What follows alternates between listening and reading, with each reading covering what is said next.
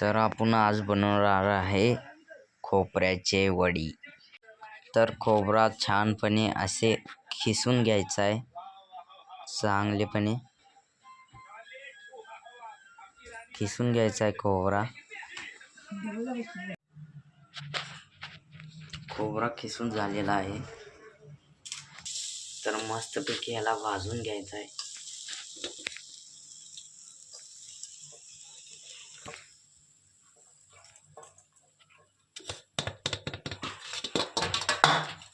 तर चला भाजून घेऊया मस्तपैकी। पाणी वाळूस तर असं भाजून घ्यायचं आहे मस्तपैकी।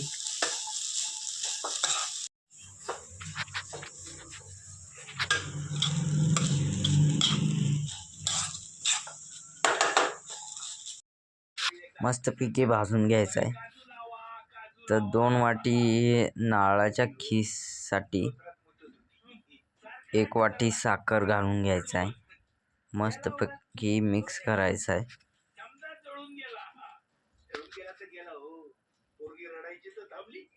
मिक्स करून घ्यायचं आहे चांगल्यापणे।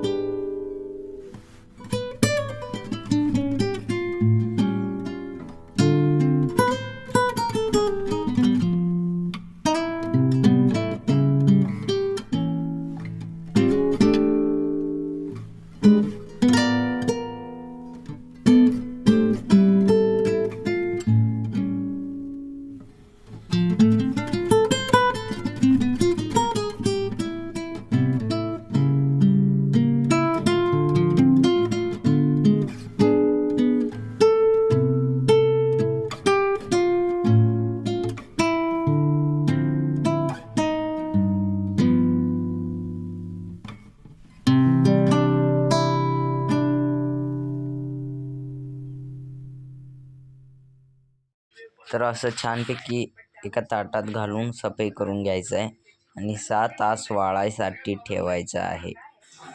तर वड्या तयार झालेल्या आहे मित्रांनो।